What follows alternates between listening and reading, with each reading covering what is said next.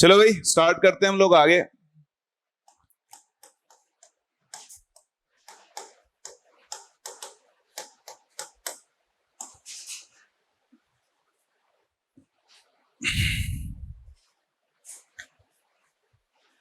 Last class क्या लिखवाया था फ्लैश नोट में? सॉल्युबिलिटी रूल्स शायद लिखा है नाइट्रेट्स वाली ना, और क्लोराइड्स भी लिखवाए थे क्या?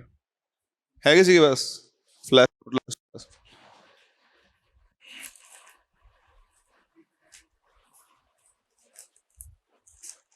नहीं, शील्डिंग से पहले एल्कली मेटल्स एंड नाइट्रेट्स दो। हाँ भाई देखिए, ये भी आप लोग ध्यान रखना, all chlorides are water soluble except Ag plus, Pb2 plus and Hg2 2 plus। तो देखिए आपके जो तीन मेटल्स हैं, इनके जो क्लोराइड्स होते हैं वो वाटर कंप्लीटली सॉल्युबल नहीं होते हैं, ठीक है ना।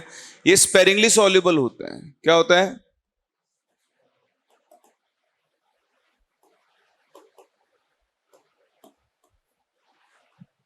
यानी ये थोड़ा बहुत डिसॉल्व होते हैं, 100% डिसॉल्व नहीं होंगे, ठीक है।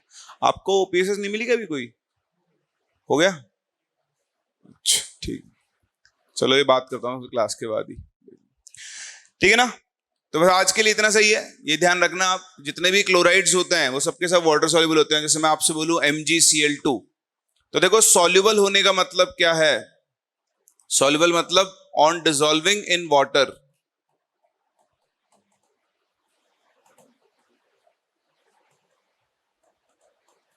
it will ionize completely, ठीक है। यानी अगर आपके पास MgCl2 एक्वस है तो बताओ ये आयनाइज होकर क्या बनाएगा? Mg2 plus aqueous plus 2Cl minus aqueous. बोलो समझ में आ रहा है? तो इस तरह से जो आपका इलेक्ट्रोलाइट है, अगर ये पानी में सॉल्युबल है तो वो इस तरह से टूट जाएगा, और जो पानी में सॉल्युबल नहीं है ऑब्वियसली स्पेरिंगली सॉल्युबल मतलब बहुत कम सॉल्युबल होता है। जैसे कोई स्पेरिंगली सॉल्युबल है AgCl सॉलिड, तो आप आगे चल के आयनिक इक्विलिब्रियम में सीखोगे ये अपने आयंस के साथ ऐसे इक्विलिब्रियम में एग्जिस्ट करेगा, ठीक है। तो वो अपन देख लेंगे आगे। अभी के लिए तो बस आप ये लिखकर छोड़ दो, आपको ये पता होना चाहिए कि AgCl, PbCl2 और इनके फॉर्मूले बताया था मैं आपको। इसका सॉल्ट बनता है AgCl, इसका सॉल्ट बनता है PbCl2, और इसका जो सॉल्ट है वो होता है Hg2Cl2। ये सभी के सभी पानी में सॉल्युबल नहीं है, ठीक है। लिख लो इसे एक बार।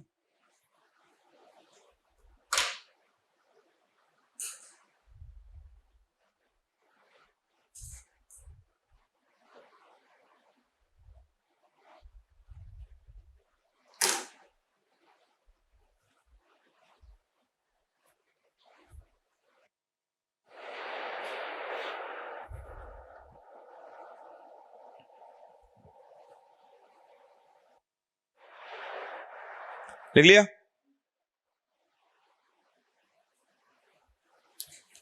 एक सेकंड दे दो यार मुझे।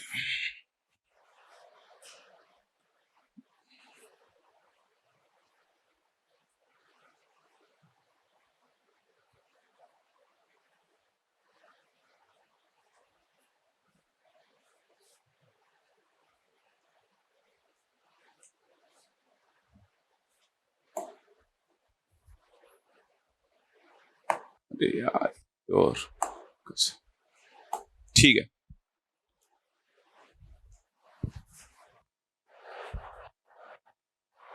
चले आगे।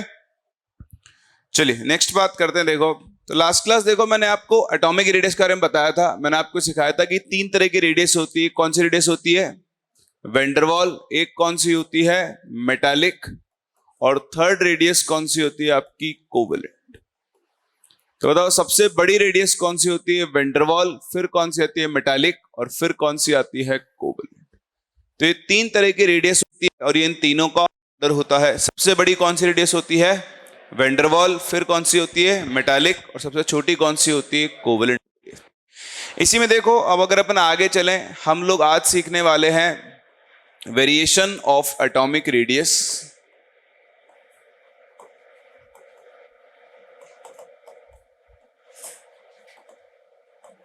इन periodic table.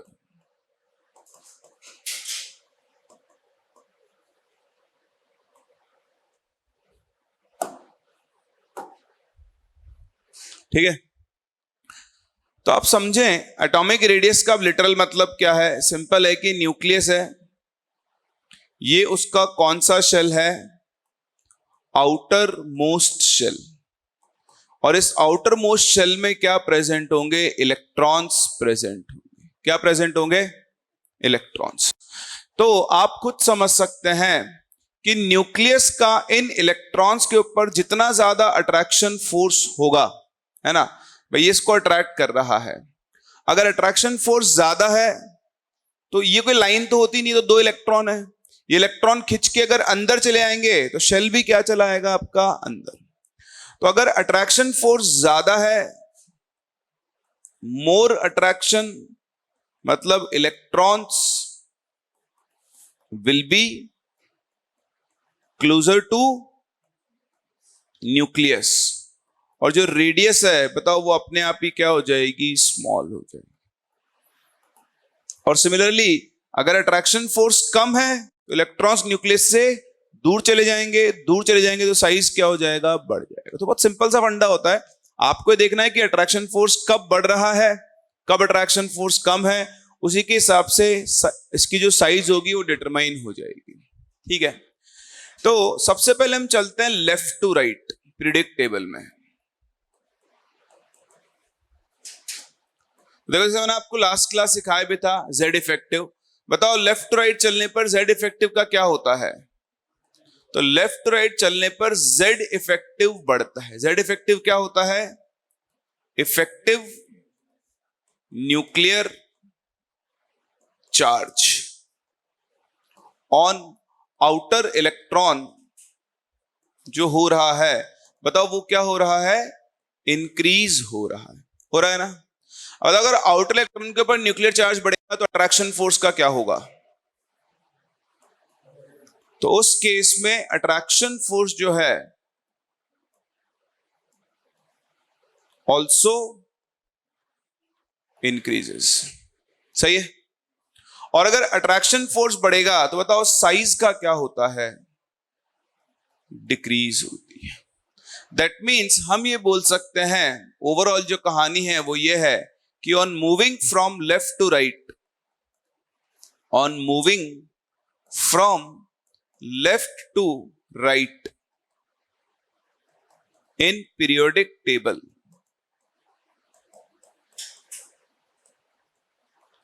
atomic size generally decreases। ठीक है, तो ये जनरल वेरिएशन है। कैसा वेरिएशन है? हम जनरल वेरिएशन को पर इतना फोकस भी नहीं करेंगे, क्योंकि जनरल है वो तो हमको वैसे भी यूज करते ही हैं, आपको धीरे धीरे वैसे याद हो जाएगा, पता भी होगा आप लोगों को। नहीं भी पता है तो ध्यान रखें कि लेफ्ट टू राइट चलने पर एटॉमिक साइज जनरली क्या होती है? डिक्रीज। अब जनरल का मतलब है कि कभी कभी इस ट्रेंड को वो क्या करता है, कोई गारंटी नहीं है कि डिक्रीज ही हो, कभी कभी वो साइज क्या हो सकती है? डिक्रीज भी हो सकती है।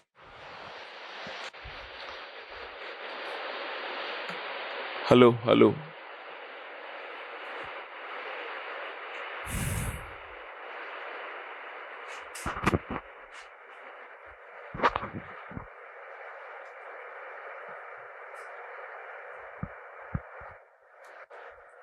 लिख लिया?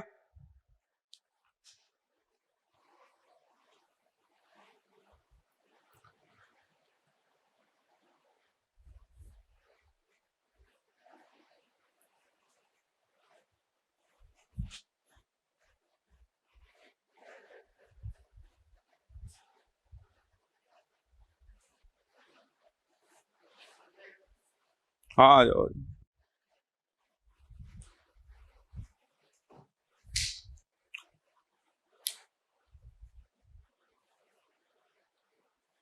लिख लिया? चलो देखो, ये तो बात हुई लेफ्ट टू राइट चलने की। अब अगर हम मूव करते हैं पीरियड टेबल में, एक तो लेफ्ट टू राइट चलेंगे पीरियड में, और एक टॉप टू कहाँ चलते हैं हम लोग, बॉटम। ठीक है, तो नेक्स्ट हम लोग मूव कर रहे हैं on moving from top to bottom.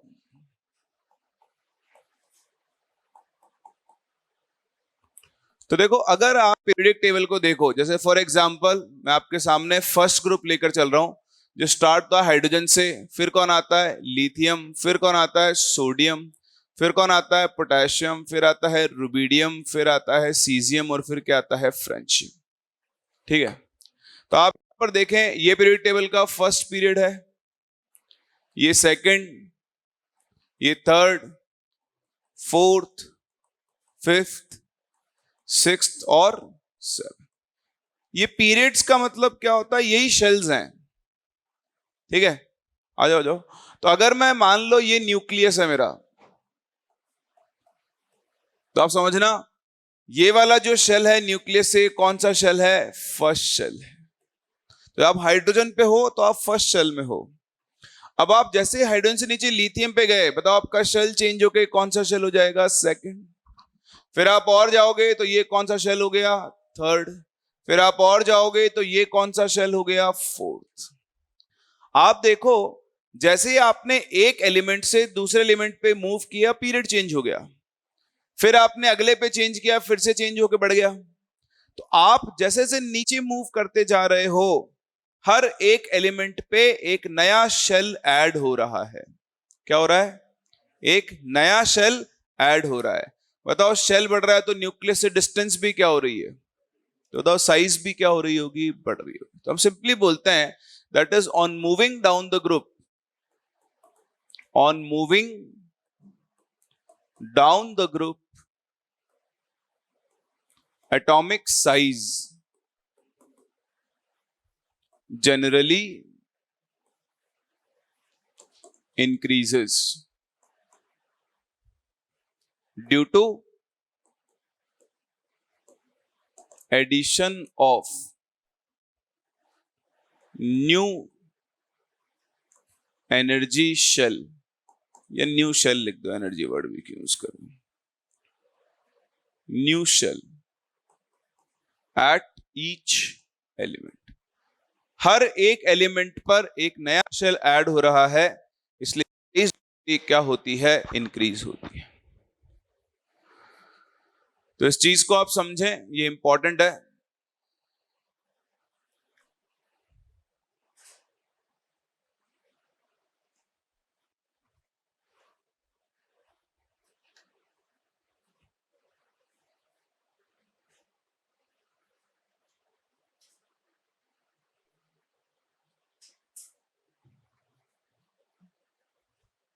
Hello hello hello hello hello, लिख लिया? चलिए, तो ओवरऑल कहानी बहुत सिंपल है। हम इस चीज को अगर समझें तो आप देखें, पीरियड टेबल में मूव करने के लिए आपके पास दो डायरेक्शंस हैं। एक आप कहां मूव करोगे, लेफ्ट टू राइट, और एक आप कहां मूव करोगे, है ना। तो ये लेफ्ट है और ये राइट है। तो बताओ, लेफ्ट टू राइट मूव करने पर जो साइज है वो जनरली क्या होती है, डिक्रीज होती है। और ये टॉप टू बॉटम अगर आप मूव करोगे तो साइज जनरली क्या होती है, इनकी। लेकिन ये पत्थर की लकीर, ये कभी भी बदल सकता है। तो जो बदल सकता है उसके ऊपर फोकस नहीं करने का। देख लिया, पढ़ लिया, ये ना चाहते हुए आपको याद हो जाएगा, कई लोगों को पहले से भी याद होगा, बट हमें इस पे फोकस नहीं करना है। हम फोकस करेंगे जहां पर ये ट्रेंड फॉलो नहीं हो रहा है। तो अगर मैं आपको बताऊं, एल्कली मेटल्स इस ट्रेंड को प्रॉपरली फॉलो करते हैं। Alkaline earth metal second group, beryllium, magnesium, calcium, वो सब भी इसको प्रॉपरली क्या करते हैं, फॉलो करते हैं। लेकिन पी ब्लॉक और डी ब्लॉक में आते हैं चेंजेस। उन्हीं चेंजेस को हम लोग सीखने वाले हैं। ये कर लिया कॉपी आपने? चलूं आगे? ठीक है जी।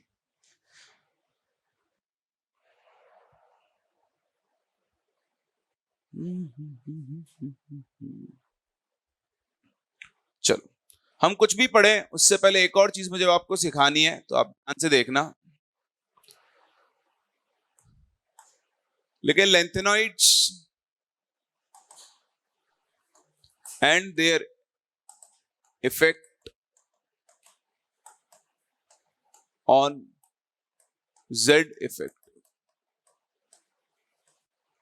तो बहुत ध्यान से सुने, समझें और सीखें आप लोग, ये बहुत इंपॉर्टेंट है। देखो, आपको याद होगा मैंने आपको डी ब्लॉक यानी ट्रांजिशन एलिमेंट्स मिलवाए थे उनसे। एक आपके पास होती है 3D सीरीज। कौन सी सीरीज होती है?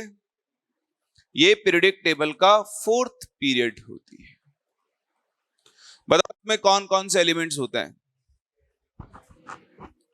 Scandium, titanium, vanadium, chromium, manganese, iron, cobalt, निकल, कॉपर, जिंक। सही है। फिर आती है आपके पास कौन सी सीरीज? 4D सीरीज, जो कि पीरियड टेबल का कौन पीरियड है? 5th period. कौन सा पीरियड है? बताओ इसमें कौन कौन आता है? तो यहां आता है यट्रियम, फिर आता है zirconium, niobium, molybdenum, technetium,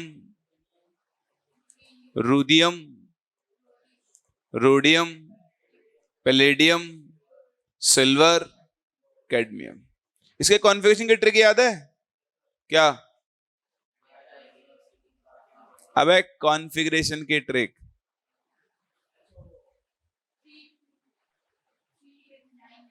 very good. इसके अंदर 3 और 9 नहीं आता।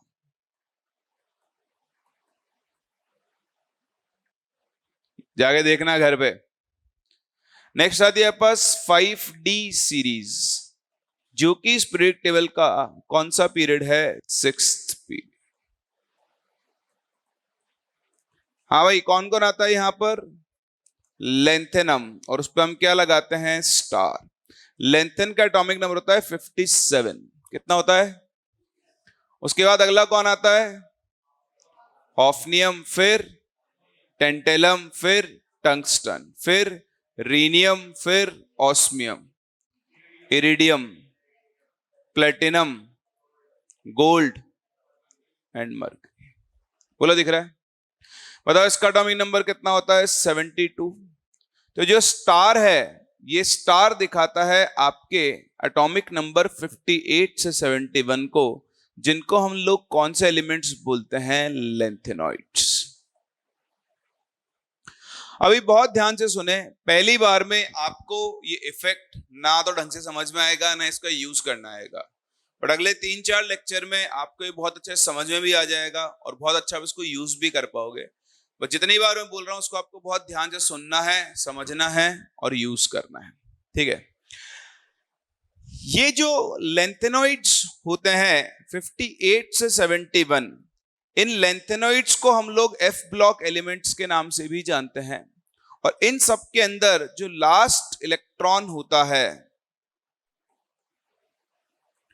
वो एंटर करता है इन n-2f सबशेल। कहने का मतलब क्या है? कहने का मतलब यह है कि अगर आप लेंथेनम का इलेक्ट्रॉनिक कॉन्फ़िगरेशन देखो तो वो होता है 5d16s2। कितना होता है?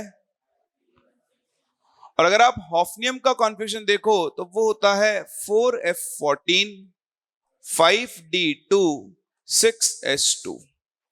यहां पर अगर मैं 4f की बात करूं तो वो 0 होता है। लेंथेनम के केस में 4f के अंदर एक भी इलेक्ट्रॉन नहीं होता है, लेकिन जब आप हॉफनियम पे मूव करते हो तो 4f में 14 इलेक्ट्रॉन आ चुके होते हैं। तो ये 4f में इलेक्ट्रॉन कहां से आए? यहां से। यहां पे 4f 1 से भरना शुरू करता है और यहां पर 4f14 तक भरता है। ठीक है, पूरी की पूरी जो फिलिंग हो रही है इलेक्ट्रॉन्स की वो सिर्फ और सिर्फ किस में हो रही है? 4f में। लेकिन अगर आप इस पे ध्यान दें, इससे पहले 5d और 6s भर चुके हैं। तो मैं आपको क्या समझाना चाह रहा हूं यहां पर, आप ध्यान से देखना एक सेकंड के लिए। मैं थोड़ी सी जगह क्रिएट कर लूं अपने लिए।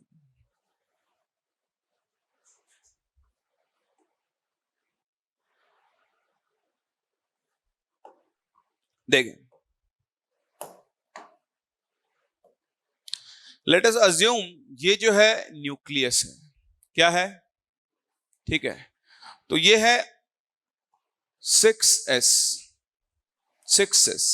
ठीक है, outermost shell nth shell है ना, n की वैल्यू 6 है, तो ये nth शेल है। That means your outermost shell. बहुत ध्यान से सुनना, ये अपने आप कैसे बदल गया भाई? ठीक है, फिर देखो, अगर ये nth शेल है तो ये वाला शेल कौन सा होगा? n-1 inner shell. कौन सा शेल होगा? ठीक है, यहां पर ये वाला शेल कौन सा है? 5d। इसमें भी एक इलेक्ट्रॉन है, इसमें 2 इलेक्ट्रॉन है। अब आप देखो, अगला शेल आएगा 4f which is n-2।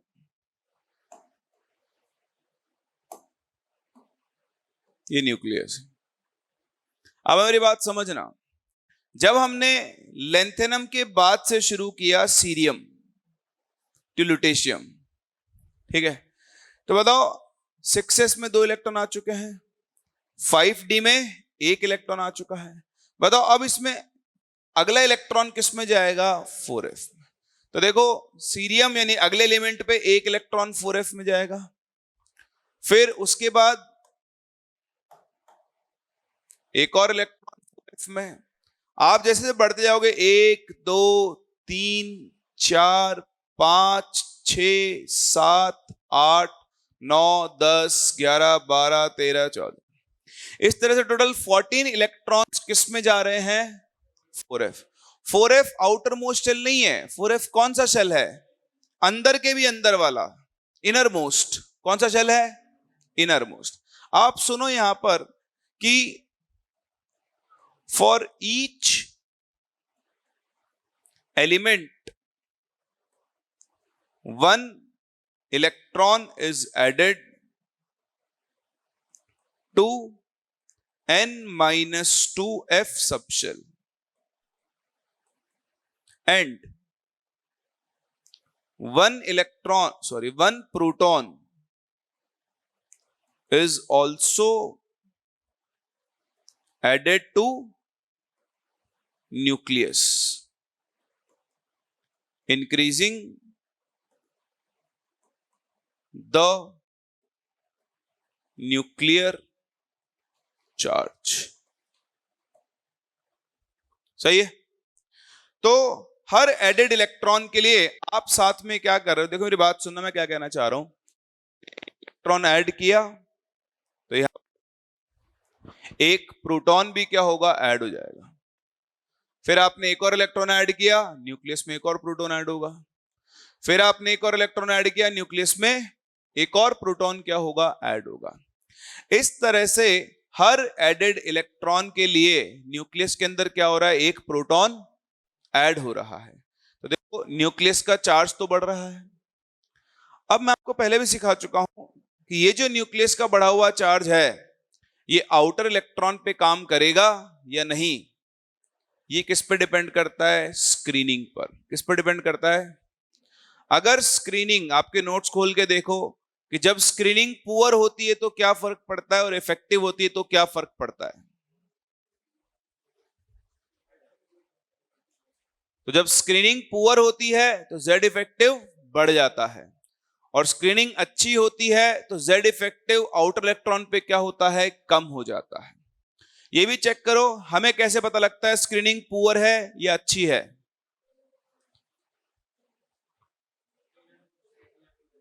Electron कहां प्रेजेंट है? बताओ सबसे अच्छी स्क्रीनिंग कौन प्रोवाइड करवाता है? एस ऑर्बिटल, फिर कौन सा होता है पी, फिर कौन सा होता है डी, और फिर कौन सा होता है एफ।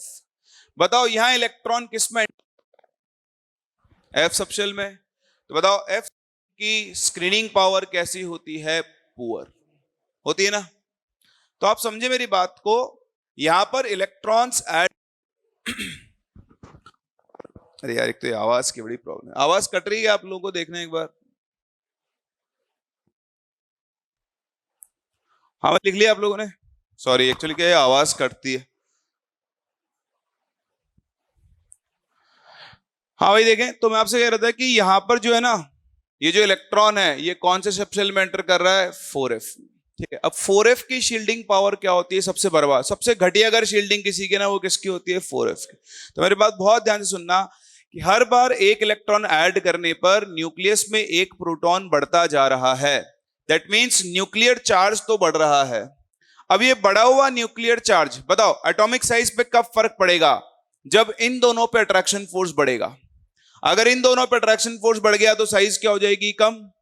और अट्रैक्शन फोर्स कम हो गया तो साइज क्या हो जाएगी? बढ़ जाएगी। सब कुछ डिपेंड करता है इनकी शील्डिंग पावर पर। अगर इनकी शील्डिंग पावर अच्छी है, क्या है? अगर इनकी शील्डिंग अच्छी हुई तो न्यूक्लियस का चार्ज आउट इलेक्ट्रॉन पे काम नहीं करेगा।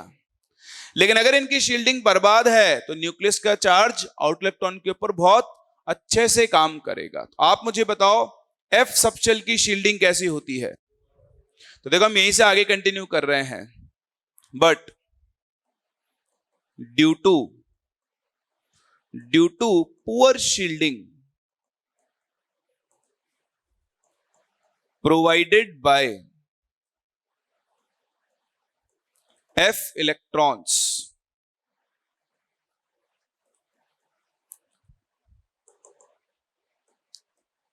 Z effective on outer electron increases and thus attraction force increases and size decreases। ठीक है, ऑल्दो ये लेंथेनॉइड कॉन्ट्रैक्शन नहीं है, लेकिन कुछ लोग इसे लेंथेनॉइड कॉन्ट्रैक्शन बोल देते हैं। ठीक है, तो ये हम लेंथेनॉइड कॉन्ट्रैक्शन क्या होता है वो तो हम आगे पढ़ेंगे। बट हाल फिलहाल इस कहानी का जो सार है वो सिंपल सा इतना है कि देखो ये कौन सा पीरियड है? 5th period. कौन सा पीरियड है? ये कौन सा पीरियड है? 6th period. और आप कौन से ग्रुप में मूव कर रहे हो? ये है 3rd ग्रुप। कौन सा ग्रुप है? जैसे से मैं याद करवा रहा हूं बस वैसे से याद करना। तो ये आपका 3rd ग्रुप है, फिर ये आ जाएगा 4th, 5th and so on. ठीक है, तो ये बहुत ध्यान से सुने, जो मेन काम की चीज है वो अब सिर्फ इतनी है कि on moving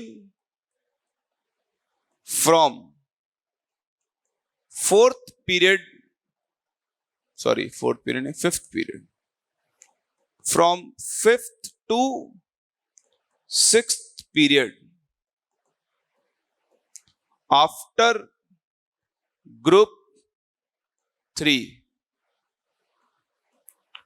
Z effective increases due to poor shielding of F electrons।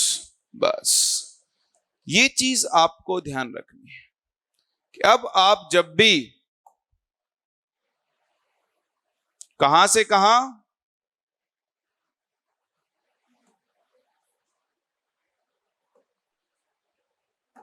ठीक है, 5th पीरियड यानी ये रहा 5th पीरियड से 6th पीरियड आफ्टर ग्रुप 3, मतलब ग्रुप 4 से लेकर ग्रुप 18 तक, जब भी आप 5वें पीरियड से 6ठे पीरियड में मूव करोगे तो आपको एक चीज याद रखनी है, Z इफेक्टिव बढ़ेगा। क्या बढ़ेगा? क्यों बढ़ेगा? क्योंकि इलेक्ट्रॉन किस में जा रहा है? n-2f में, और इलेक्ट्रॉन के n-2f में जाने की वजह से शील्डिंग क्या होती है? पुअर। पुअर शील्डिंग की वजह से जेड इफेक्टिव क्या होता है, बढ़ता है। ये इनऑर्गेनिक केमिस्ट्री का सबसे इंपॉर्टेंट पेज है। ये आपको लेंथ पीरियोडिक टेबल में काम में आएगा, पी ब्लॉक में काम में आएगा, डी ब्लॉक में काम में आएगा, एफ ब्लॉक में काम में आएगा। चिंता ना करें, आप में इसको 1% भी याद नहीं रखना है। देखो, पढ़ो और भूल जाओ, याद मैं करवा दूंगा, मेरी जिम्मेदारी है। आप तो समझ लो, कोई डाउट तो आप मुझसे पूछ सकते हो। चलिए फिर बढ़ते हैं यहां से और आगे। तो देखो, हमने देख लिया कि जेड इफेक्टिव बढ़ रहा है। अब इसका इंपैक्ट आएगा अलग अलग जगह पर, ठीक है। तो आओ सबसे पहले देखते हैं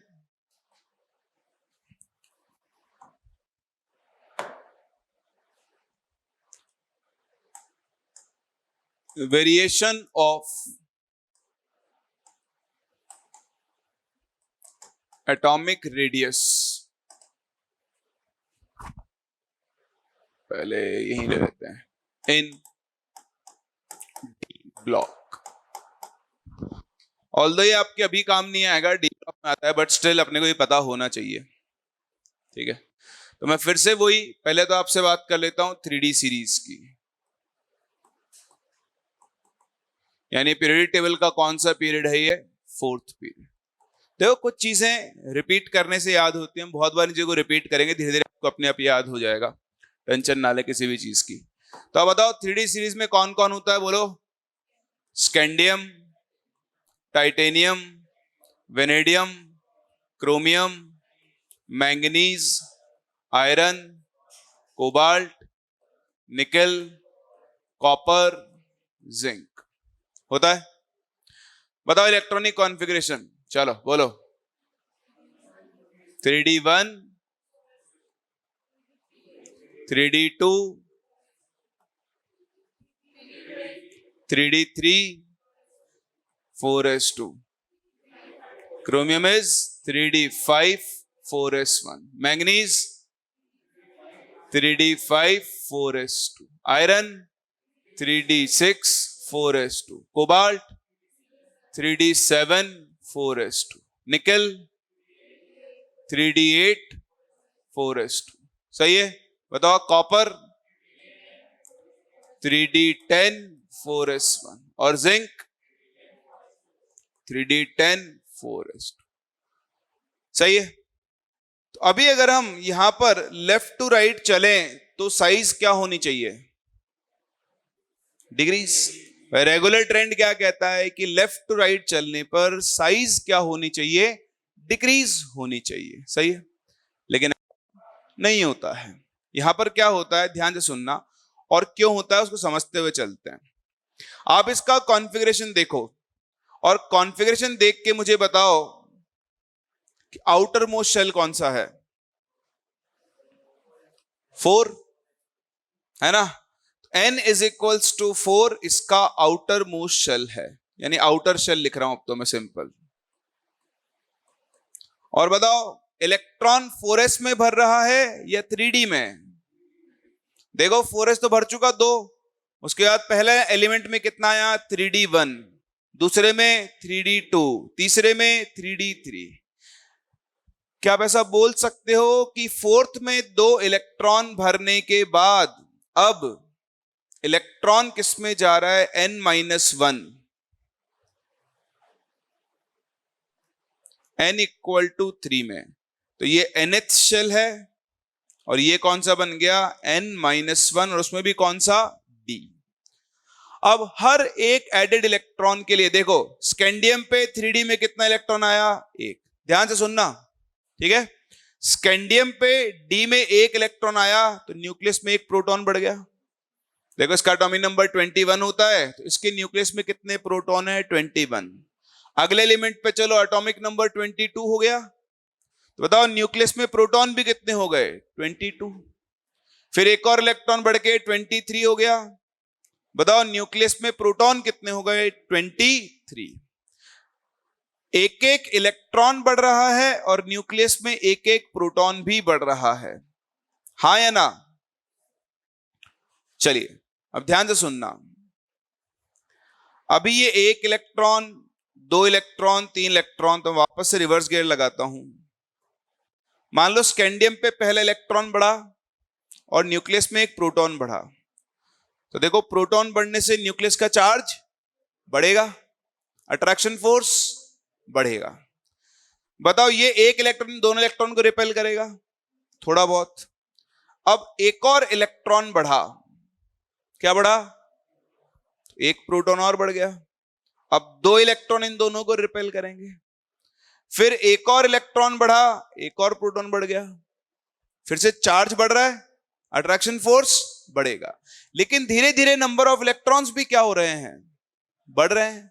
बढ़ रहे हैं नहीं बढ़ रहे हैं? तो बताओ रिपल्शन भी क्या हो रहा है? सुनना ध्यान से, पहले एलिमेंट फोर्स ज्यादा था, जो फर्स्ट एलिमेंट था तब अट्रैक्शन फोर्स क्या था? ज्यादा।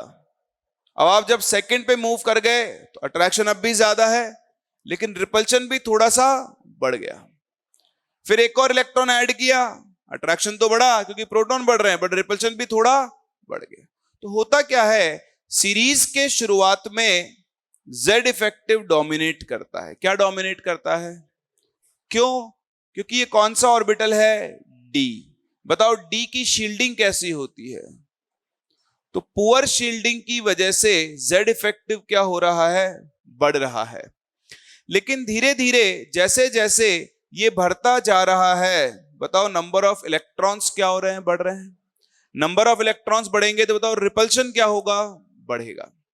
तो होता क्या है, सीरीज की शुरुआत में अगर मैं बात करूं, सीरीज की शुरुआत में तो जो अट्रैक्शन फोर्स है Z इफेक्टिव, वो रिपल्शन के ऊपर क्या करता है? डोमिनेट करता है। क्या करता है? तो मैं यहां पे लिख भी रहा हूं,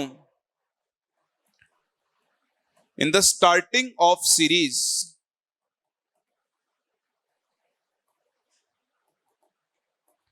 for each added electron, one proton is added to nucleus and Z effective increases. As initially the number of electrons in n-1d subshell is less,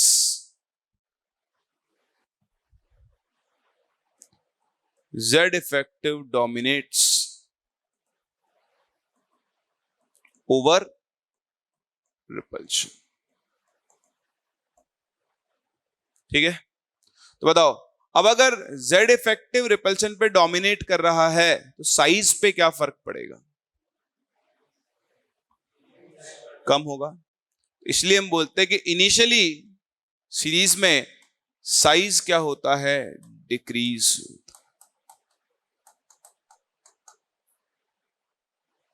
ठीक है, एक्सेप्शन एक्सेप्शन कुछ नहीं होता, आप लॉजिक पे फोकस करो, एक्सेप्शन अपने आप दिख जाएगा आपको, अपने आप बन जाएगा।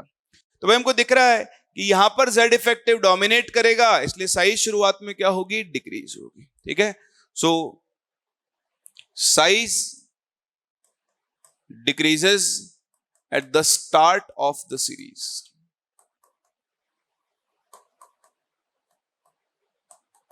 और ये उसका एक्सप्लेनेशन है। चलो फिर आते हैं बीच में। बीच में क्या होता है? At the middle of the series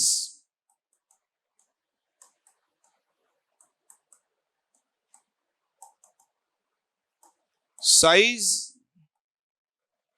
almost remains constant, almost same रहती है। उसका कारण क्या है? देखो यहां तक कितने इलेक्ट्रॉन बढ़ चुके हैं? 5, यानी आपका जो D सबशेल है वो आधा भर गया है। That means sufficient number of electrons आ गए। अब इसमें और इलेक्ट्रॉन बढ़ना शुरू होंगे, छठा इलेक्ट्रॉन, सातवां इलेक्ट्रॉन, तो बताओ रिपल्शन क्या होगा? बढ़ेगा। लेकिन हर एडेड इलेक्ट्रॉन के लिए अभी भी प्रोटॉन बढ़ रहा है, तो न्यूक्लियर चार्ज भी बढ़ रहा है। बताओ इनकी शील्डिंग कैसी होती है? तो जो इफेक्टिव न्यूक्लियर चार्ज बढ़ा वो आउट इलेक्ट्रॉन पे काम भी करेगा। तो देखो पहले इफेक्टिव चार्ज बहुत ज्यादा डोमिनेट कर रहा था, रिपल्शन कम था, लेकिन धीरे धीरे जब नंबर ऑफ इलेक्ट्रॉन 5, 6, 7, 8 ऐसे आना शुरू होंगे तो रिपल्शन भी सिग्निफिकेंट अमाउंट में क्या होगा, बढ़ेगा। तो इस सीरीज के बीच में जब आप आते हो, इस सीरीज के बीच में जब आप यहां पर आते हो, तो बताओ Z इफेक्टिव अप्रोक्सीमेटली किसके इक्वल हो जाता है, रिपल्शन। किसके इक्वल होता है, रिपल्शन के, होता है ना। तो बताओ अगर ये दोनों बैलेंस कर रहे हैं एक दूसरे को, तो साइज क्या रहेगी, almost same. Size almost same. अब आप लोग देख रहे होंगे मैंने Mn को इंक्लूड नहीं, तो ध्यान रखना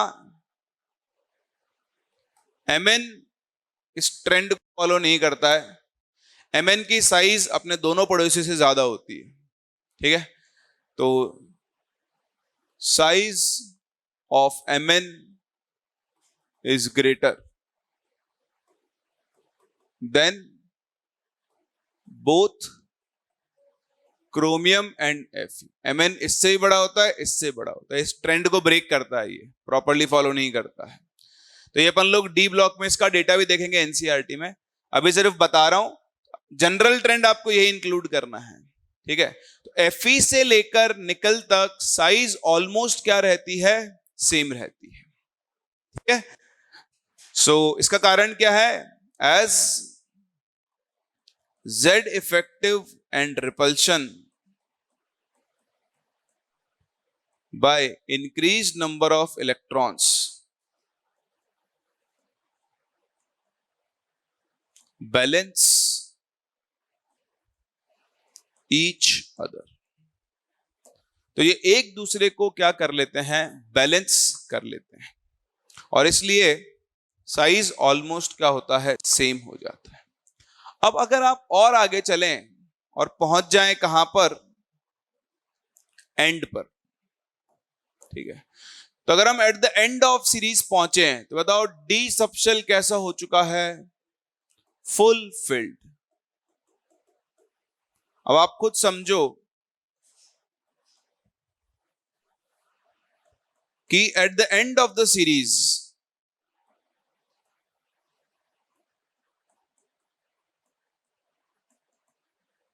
since D subshell is completely filled, बताओ डी सबशेल में 10 इलेक्ट्रॉन आ चुके हैं और 10 इलेक्ट्रॉन में पूरा भरा हुआ है वो, उस केस में so there will be more repulsion over outer electrons। और इसका मतलब अब Z इफेक्टिव पे कौन डोमिनेट करेगा, और जब रिपल्शन डोमिनेट करेगा तो बताओ साइज क्या होती है, इंक्रीज। तो इस तरह से डी ब्लॉक में लास्ट में रिपल्शन डोमिनेट कर जाता है और इसकी वजह से साइज क्या होती है, इंक्रीज होती है। तो सेम फॉलो होगा 4D सीरीज में, सेम फॉलो होगा किसमें, 5D सीरीज में। जब भी आप डी ब्लॉक में लेफ्ट टू राइट मूव करते हो तो शुरुआत में साइज डिक्रीज होगी, बीच में कांस्टेंट रहेगी और लास्ट में इंक्रीज हो जाएगी।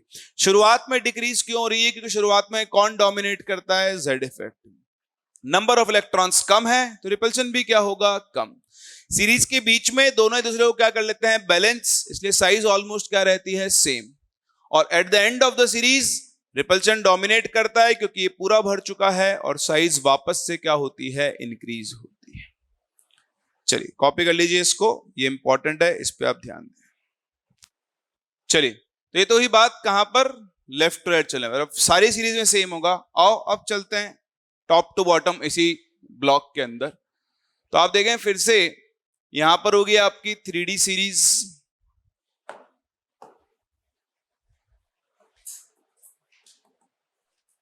यहां पर होगी 4D सीरीज, और फिर कौन सी सीरीज होगी? 5D series, 3D series, 4D series and 5D series. ठीक है, तो देखो इधर आपने देख लिया है, यहां पर आपका थर्ड ग्रुप आता है, स्कैंडियम आता है, फिर टाइटेनियम आता है फोर्थ ग्रुप में।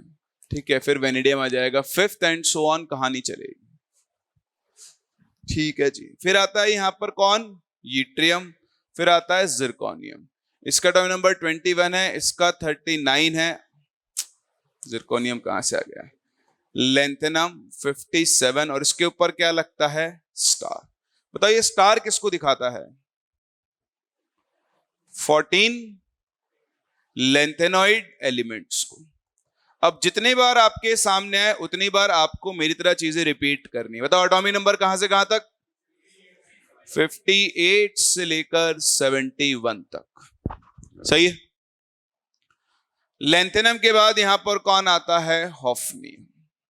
एटॉमिक नंबर 72 पर।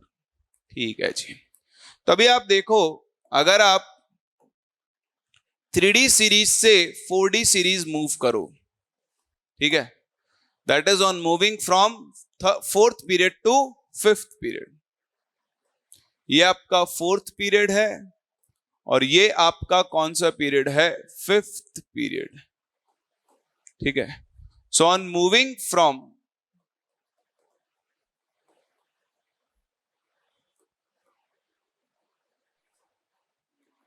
Three D series to 4D series, यानी ये कौन सा पीरियड है? Fourth period. टू, ये कौन सा पीरियड है? Fifth period. Atomic size increases, क्योंकि डाउन द ग्रुप जाने पर वैसे भी साइज क्या होती है? बढ़ती है। आप फोर्थ पीरियड से फिफ्थ पीरियड में आ गए, एक नया शेल ऐड हो गया है, तो साइज क्या होनी चाहिए? बढ़नी चाहिए, और साइज बढ़ती भी है। लेकिन अब होता है चमत्कार, यहां पर आता है लेंथेनॉइड्स का जलवा। सलमान खान का जलवा तो आपने देख लिया होगा, मेरा ही जलवा, है ना। अब आप किसका जलवा देखोगे? लेंथेनॉइड्स का। ये जो लेंथेनॉइड्स हैं, बताओ इसमें लास्ट इलेक्ट्रॉन कहां एंटर करता है? नोट्स देखो अपने। Enters in N-2F subshell. बोलो सही बात है? बताओ F की शील्डिंग कैसी होती है? Poor. Now due to poor shielding provided by what? F electrons। बताओ Z इफेक्टिव पे क्या फर्क पड़ता है? बताओ शील्डिंग पूरी होगी तो Z इफेक्टिव है इंक्रीज, और बताओ Z इफेक्टिव इंक्रीज होगा तो साइज पे क्या फर्क पड़ेगा? बोलो समझ में आ रहा है? तो इन लेंथेनॉइड्स के आने की वजह से, अगर मैं व्हाट्सएप लैंग्वेज यूज कर लूं अब थोड़ी सी, अगर आपकी परमिशन हो तो, नहीं होगी तो भी यूज करूंगा। सो लेंथेनॉइड्स की वजह से, लेंथेनॉइड्स की वजह से साइज डिक्रीज होना मांगता है। होना चाहिए? चाहिए। होगा या नहीं वो तो समय बताएगा, लेकिन हाँ इतना है कि इस फैक्टर की वजह से साइज क्या होना चाहिए? कम होना चाहिए।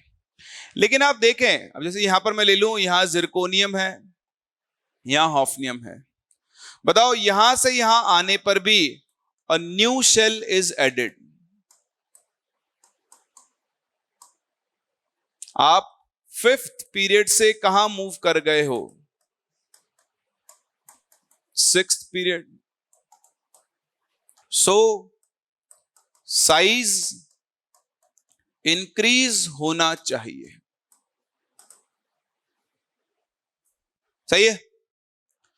तो आप समझे, ये फैक्टर साइज को बढ़ाना चाहता है और ये फैक्टर साइज को कम करना चाहता है। बताओ साइज का क्या होगा?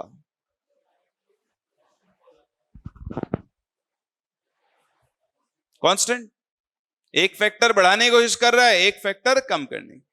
अब जब दोनों बैलेंस हो गए तो साइज क्या रह जाएगा, सेम। बढ़ाने वाला जीत गया तो बढ़ जाएगी और कम करने वाला जीत गया तो कम हो जाएगी।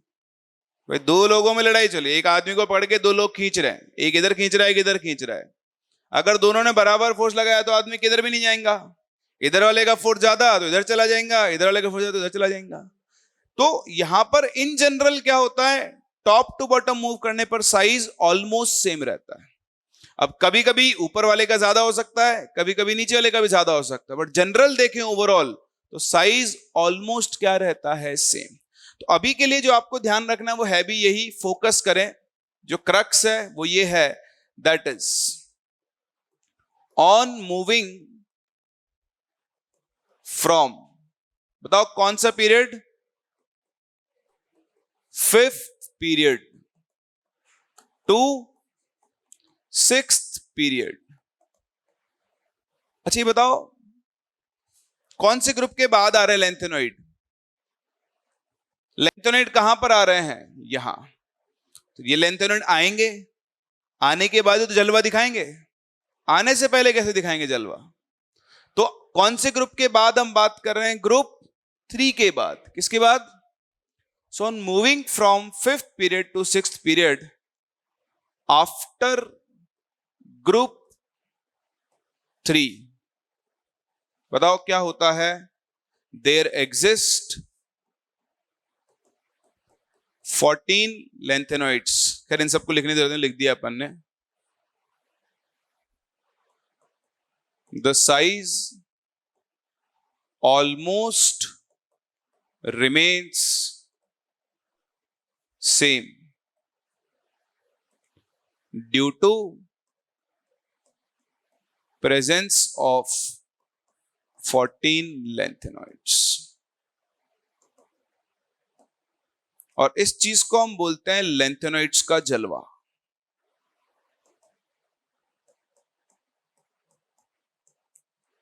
कुछ लोग इसे लेंथेनॉइड कॉन्ट्रैक्शन भी बोल देते हैं, बट ये लेंथेनॉइड कॉन्ट्रैक्शन नहीं होता है। पर हाँ, चलते फिरते आप भी इसे लेंथेनॉइड कॉन्ट्रैक्शन बोल सकते हो। लेंथेनॉइड कॉन्ट्रैक्शन कुछ और चीज है, वो मैं आपको आगे बताऊंगा। This is not lanthanoid contraction, हम डी ब्लॉक में ज्यादा अच्छे से पढ़ेंगे। अभी आपको बता भी दूंगा, वो समझ में नहीं आएगा। सो द पॉइंट इज, जब भी आप पांचवें पीरियड से छठे पीरियड के बाद जा रहे हो, आफ्टर ग्रुप 3, मतलब ग्रुप 4 से लेकर ग्रुप 18 तक, किसका जलवा काम करता है, लेंथेनॉइड्स का। होता क्या है, जेड इफेक्टिव बढ़ जाता है। अब जेड इफेक्टिव बढ़ेगा तो अट्रैक्शन फोर्स क्या होगा, बढ़ेगा। समझ में आ रहा है, ये आप कॉपी कर लो, कोई डाउट हो तो आप मुझसे पूछ सकते हो। हाँ भाई, तो देखो ओवरऑल अब कहानी है कि जब भी आप 3D सीरीज में मूव, मतलब डी ब्लॉक में मूव करोगे तो लेफ्ट राइट चलने पर साइज पहले डिक्रीज होगा, बीच में कांस्टेंट रहेगा और लास्ट में इंक्रीज होगा। टॉप टू बॉटम मूव कर रहे हो तो 3D सीरीज से 4D सीरीज मूव करने पर साइज बढ़ेगा, और 4D से 5D मूव करने पर साइज ऑलमोस्ट सेम रहेगा। क्या रहेगा, लेकिन ग्रुप 3 के बाद अगर आप इन तीनों को देखो, इन तीनों को, तो ये ध्यान भी रखना, इन तीनों का ये साइज के normal order, these follow normal order. क्यों, क्योंकि अभी तो लेंथेनॉइड आए ही नहीं है। बताओ लेंथेनॉइड कब आ रहे हैं, इसके बाद। तो ये इन तीनों केस में देखो तो डाउन द ग्रुप जाने पर साइज इंक्रीज होती है, तो डाउन द ग्रुप जाने पर साइज इंक्रीज ही होगी। ठीक है, तो ग्रुप 3 के बाद लेंथेनॉइड्स का इफेक्ट आपको दिखेगा, ग्रुप 3 तक इनका कोई इफेक्ट नहीं होता है।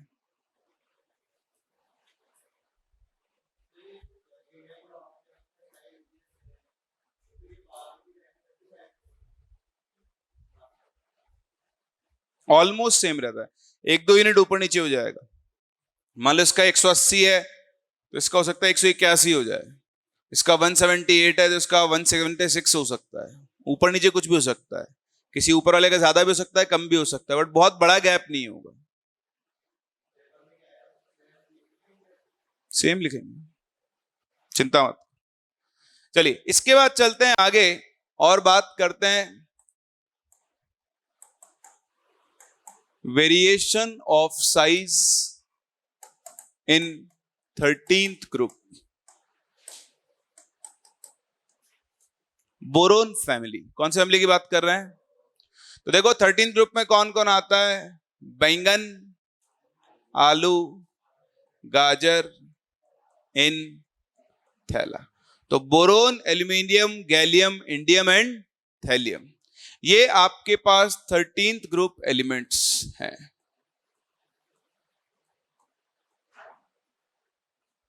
देखो ये पीरियड टेबल का कौन सा पीरियड है? Second period. ये थर्ड, ये क्या है? फोर्थ, ये क्या है? फिफ्थ, और ये क्या है? सिक्स्थ। सही है। तो आप यहां पर समझना, वेरी वेरी वेरी इंपॉर्टेंट। बताओ डाउन द ग्रुप जाने पर साइज क्या होता है? बढ़ता है ना? सो on moving down the group,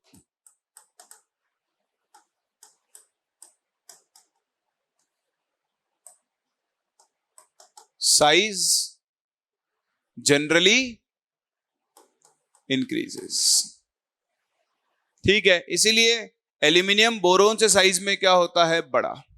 ठीक है, लेकिन अब अगर आप एल्यूमिनियम से गैलियम को देखो तो यहां ट्रेंड ब्रेक होता है। देखो ऑब्वियस सी बात है, अगर ये जनरल ट्रेंड को फॉलो करता तो मैं आपसे बात ही नहीं करता इसके बारे में कोई भी। हम इसको डिस्कस क्यों कर रहे हैं? क्योंकि उसमें कुछ ना कुछ अलग हो रहा है। तो ध्यान से सुनना, ये थर्ड पीरियड है, ये फोर्थ पीरियड है। एल्यूमिनियम का एटॉमिक नंबर होता है 13, इसका होता है 31। इन दोनों के बीच में आते हैं 10 डी ब्लॉक एलिमेंट्स। क्या आते हैं? बताओ इनमें लास्ट इलेक्ट्रॉन किसमें एंटर करता है?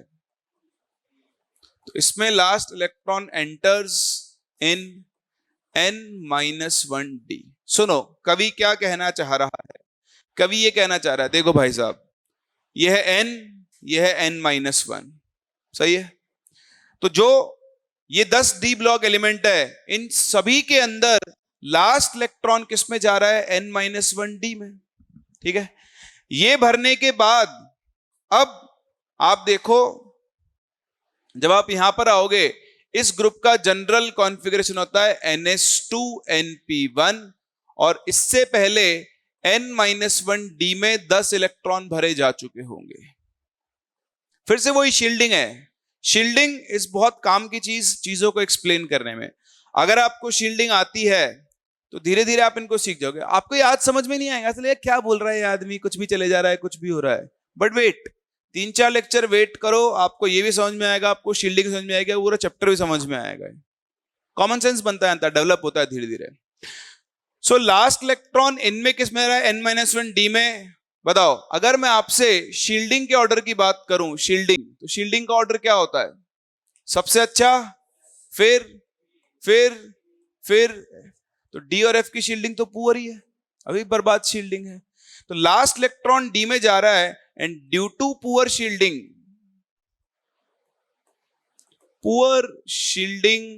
प्रोवाइडेड बाय डी इलेक्ट्रॉन्स, बताओ Z इफेक्टिव पे क्या फर्क पड़ेगा? इंक्रीज होगा। और अगर Z इफेक्ट इंक्रीज होता है, बताओ साइज पे क्या होगा?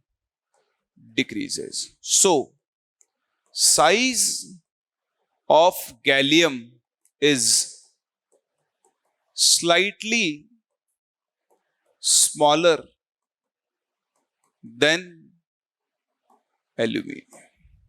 तो जहां गैलियम का साइज एल्यूमिनियम से बड़ा होना चाहिए था, वो क्या हो जाता है? कम। और उसका कारण कौन है? ये 10 डी ब्लॉक एलिमेंट्स। कई बार इस पूरे इफेक्ट को नाम दे दिया जाता है डी ब्लॉक कॉन्ट्रैक्शन। क्या दे दिया जाता है? पहली बात, ये डी ब्लॉक कॉन्ट्रैक्शन है। दूसरी बात, it is a weak effect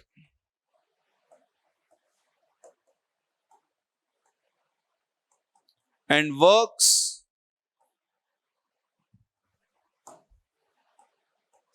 only on group 13।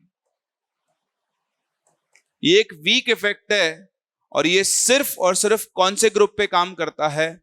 13th group पे काम करता है, किसी और ग्रुप पे काम नहीं करता। तो इस चीज को आप समझें, जैसे वहां लेंथेनॉइड्स का इफेक्ट था, वैसे यहां पर किसका इफेक्ट है, डी ब्लॉक एलिमेंट्स का इफेक्ट है। ठीक है, आप देख सकते हो कि ये 10 डी ब्लॉक एलिमेंट जो है इनके जेड इफेक्टिव बढ़ा, लेकिन सिर्फ इस पे। आप सोचो कि अगला 14 ग्रुप पे भी काम करेगा, नहीं, ये वीक होता है बहुत। डी ब्लॉक की शील्डिंग इतनी भी बर्बाद नहीं होती है, एफ की सबसे ज्यादा होती है। तो ये आपको एक ध्यान रखना पड़ेगा, साइज का वेरिएशन 13 ग्रुप में डाउन द ग्रुप मूव करने पर साइज बढ़नी चाहिए, बट वो बढ़ती नहीं है। चलिए अब आप इन्हें देखें और जाने दें, धीरे धीरे हमको याद होते जाएंगे। बट ये कुछ वेरिएशंस हैं पीरियोडिक टेबल में जो नॉर्मल ट्रेंड को फॉलो नहीं करते। ठीक है, लिख लिया सब लोगों ने? क्या इनमें तो फिर बढ़ेगा वापस, इनमें कुछ नहीं है।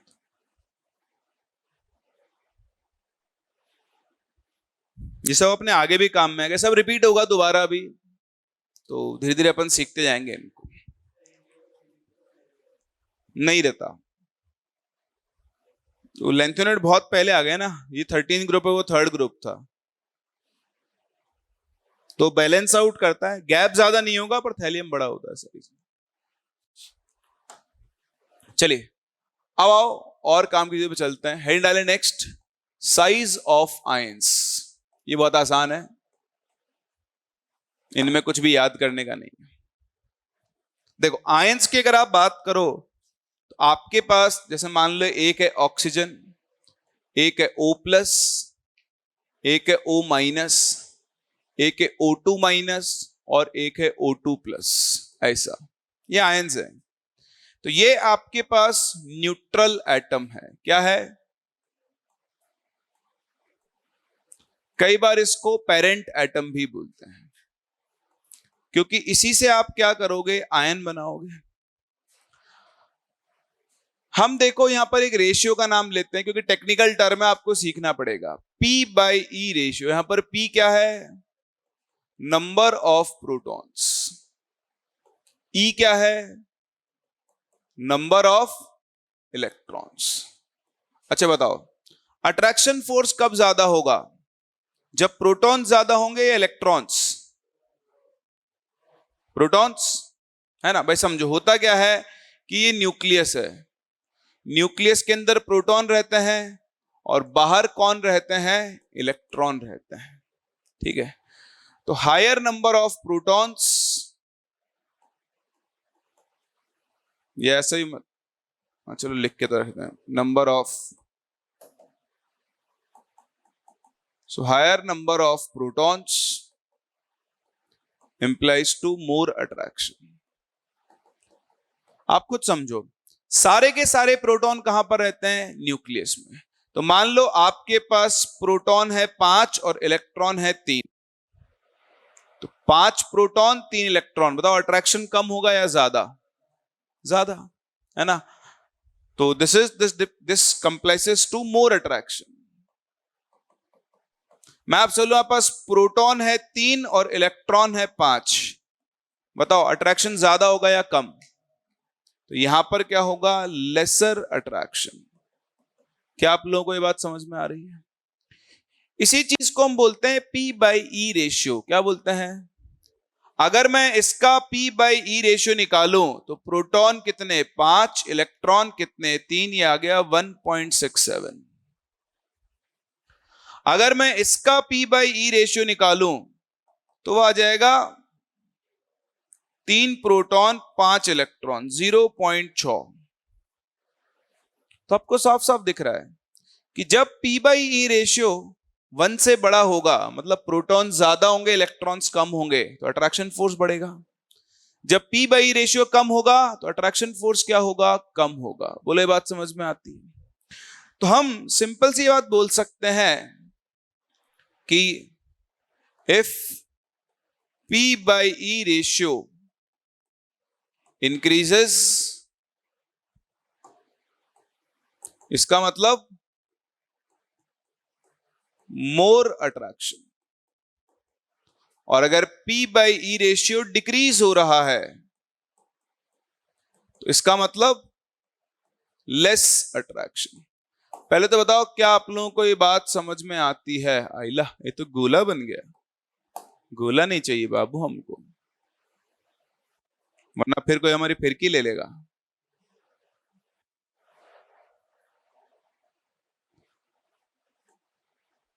सही है। तो आपको पहले तो P बाई ई रेशियो का मतलब समझ में आना चाहिए कि P बाई ई रेशियो का मतलब क्या होता है। तो ये एक एटम के अंदर प्रेजेंट प्रोटॉन इलेक्ट्रॉन्स के नंबर को दिखाता है। अगर P बाई ई रेशियो ज्यादा है तो अट्रैक्शन फोर्स क्या होगा? ज्यादा। अगर कम है तो अट्रैक्शन फोर्स क्या होगा? कम। तो आओ इसी चीज को यहां पर अप्लाई करते हैं। अप्लाई कैसे करेंगे बताओ? ऑक्सीजन का एटॉमिक नंबर होता है 8, इसमें 8 प्रोटॉन है और 8 इलेक्ट्रॉन है। तो अगर मैं ऑक्सीजन का P बाई ई रेशियो देखूं तो वो कितना आ गया? 1। अब बताओ O से O प्लस कब बनेगा? जब एक इलेक्ट्रॉन हट जाएगा। बताओ यहां इलेक्ट्रॉन कितने बचे? 7। बताओ प्रोटॉन कितने हो गए? 9। 8 ही रहे ना। इलेक्ट्रॉन के आने से और इलेक्ट्रॉन के जाने से प्रोटॉन पे क्या फर्क पड़ेगा? नहीं पड़ेगा ना। सो यहां पर प्रोटॉन अब भी 8 हैं। बताओ यहां इलेक्ट्रॉन कितने बचे हैं? 6। प्रोटॉन अब भी कितने हैं? 8। तो अगर आप इसका P बाई ई रेशियो निकालो तो वो कितना बन गया? 8 बाय 7, 1.01 के आसपास। नहीं, 1.1 के आसपास। यहां निकालो P बाई ई रेशियो तो प्रोटॉन कितने? 8, इलेक्ट्रॉन 6, तो 1.3 के आसपास। सही है। ओके, इधर आओ। बताओ इलेक्ट्रॉन कितने हो गए? 9। प्रोटॉन अब भी कितने हैं? 8।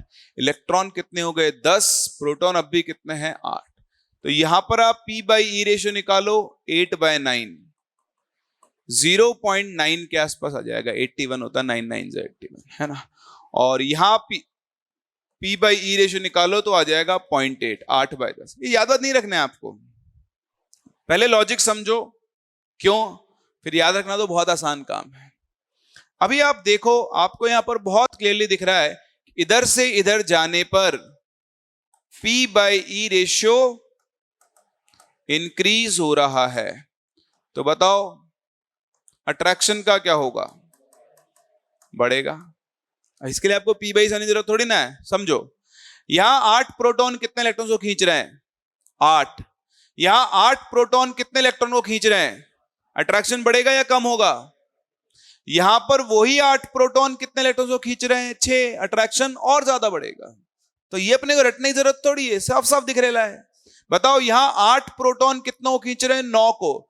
यहां 8 को खींच रहे थे, यहां 8 9 को खींच रहे, तो अट्रैक्शन फोर्स कम हो चुका होगा। यहां पर 8 प्रोटॉन मिलकर कितनों को खींच रहे हैं? 10। अट्रैक्शन फोर्स और कम हो चुका होगा। और अगर अट्रैक्शन फोर्स कम होगा, देखो अट्रैक्शन फोर्स बढ़ेगा तो साइज पे क्या फर्क पड़ेगा? कम होगी। इधर से इधर जाने पर P by E ratio decrease हो रहा है। तो बताओ अट्रैक्शन क्या होगा? डिक्रीज होगा। तो बताओ साइज क्या होगी? इंक्रीज। क्या आपको ये बात समझ में आ रही है? सही है ना। तो आप ये तो ये बात कि क्या होगा क्या नहीं होगा। अब अगर आप ध्यान से देखो, ऑब्जर्व करो, तो वो न्यूट्रल था, पॉजिटिव चार्ज बढ़ा। तो इन सबको हम बोलते हैं कैटायंस। क्या बोलते हैं? और बताओ ये दोनों के दोनों क्या हैं? इसके एनायंस। तो हमें एक बात तो समझ में आ रही है कि जो एनायन है उसका साइज हमेशा पेरेंट एटम से क्या होगा? ज्यादा। और कैटायन का साइज हमेशा पेरेंट एटम से क्या होगा? सही है। और दूसरी चीज, जो साइज है it is directly proportional to magnitude of negative charge on anion and is inversely proportional to positive charge on cation. So overall अब आप देख सकते हो O2 माइनस सबसे बड़ा होगा, फिर O माइनस, फिर O, फिर O प्लस और फिर O2। तो कभी सोचने का ही नहीं, सेम एटम का कैटायन उससे हमेशा छोटा होगा और एनायन उससे हमेशा क्या होगा, बड़ा होगा।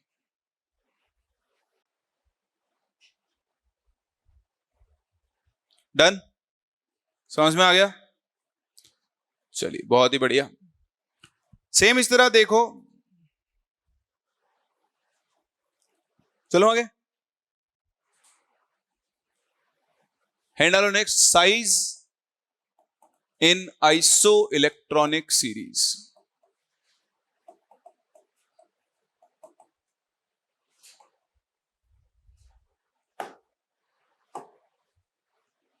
क्या होगा, size in isoelectronic series. अब आइसो इलेक्ट्रॉनिक का मतलब क्या होता है, iso electronic species having same number of electrons.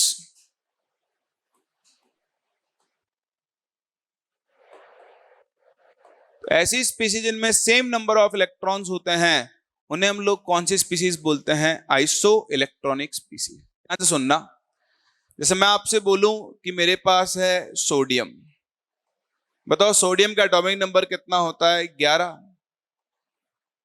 ठीक है, तो उसमें इलेक्ट्रॉन्स भी कितने होंगे, 11। अब मैं लिख दूं Na प्लस, तो बताओ प्लस चार्ज की वजह से एक इलेक्ट्रॉन क्या हो चुका होगा, कम। तो इसमें कितने इलेक्ट्रॉन्स होंगे, 10। सही है। ऐसे होता है मैग्नीशियम, मैग्नीशियम का एटॉमिक नंबर होता है 12, तो 12 प्रोटॉन, इस पे 2 प्लस लगा दो, 10 इलेक्ट्रॉन। ये दोनों के नंबर ऑफ इलेक्ट्रॉन्स क्या हैं, सेम। तो ये क्या कहलाएंगे, आइसो इलेक्ट्रॉनिक। क्या कहलाएंगे, ठीक है। फिर आप देखो एल्यूमिनियम Al3+, कितने प्रोटॉन, 13, इलेक्ट्रॉन कितने, 10, आइसो इलेक्ट्रॉनिक। फ्लोरीन का एटॉमिक नंबर होता है 9, 9 प्रोटॉन, F-, एक इलेक्ट्रॉन बढ़ गया, 10। ऑक्सीजन का एटॉमिक नंबर होता है 8, 2-, 2 इलेक्ट्रॉन बढ़ गए, 10। नाइट्रोजन का एटॉमिक नंबर होता है 7, 3-, 10। बताओ ये तीनों के तीनों क्या हैं, आइसो इलेक्ट्रॉनिक। बोले इतना समझ में आता है? अब आप समझदार हैं, मुझे बताएं सबसे ज्यादा अट्रैक्शन कहां होगा, Al3+ में। क्यों,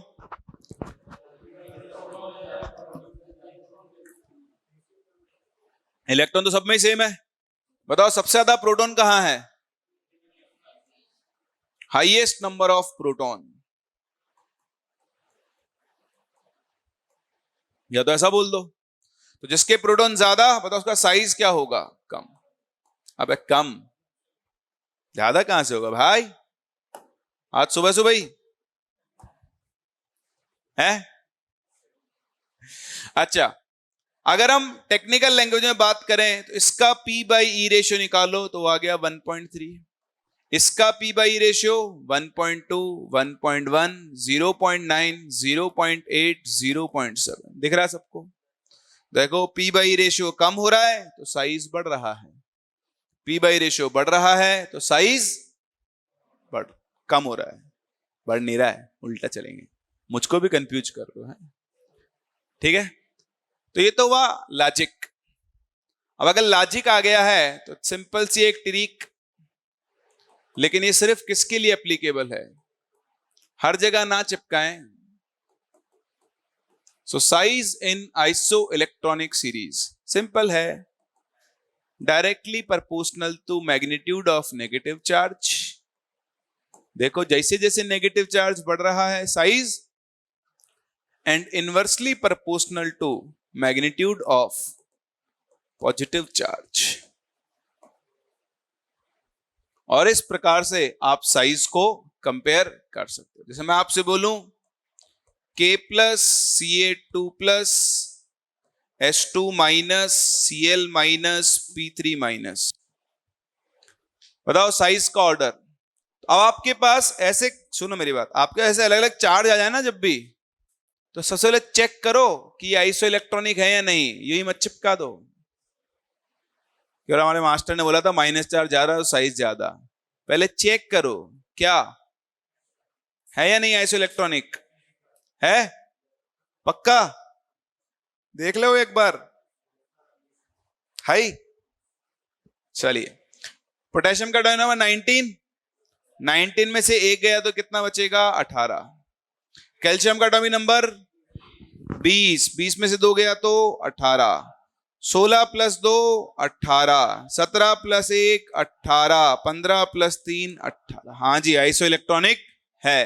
तो बताओ सबसे बड़ा साइज किसका होगा? P3-, फिर H2-, फिर Cl-, फिर K+, फिर Ca2+। सही है? ये क्वेश्चन ये वाले जाने कितनी बार पूछ चुका है, दोबारा भी आ सकता है। कभी भी एग्जाम में नेगेटिव पॉजिटिव चार्ज दिए हुए हो, सबसे पहले चेक करो कि वो आइसो इलेक्ट्रॉनिक है या नहीं। अगर आइसो इलेक्ट्रॉनिक है तो आपकी लॉटरी लग चुकी है। नेगेटिव चार्ज जितना ज्यादा, साइज भी क्या होगा? उतना ही ज्यादा। पॉजिटिव चार्ज जितना ज्यादा, साइज उतना ही क्या हो जाएगा? तो आज अपन यहीं तक कंप्लीट कर रहे हैं।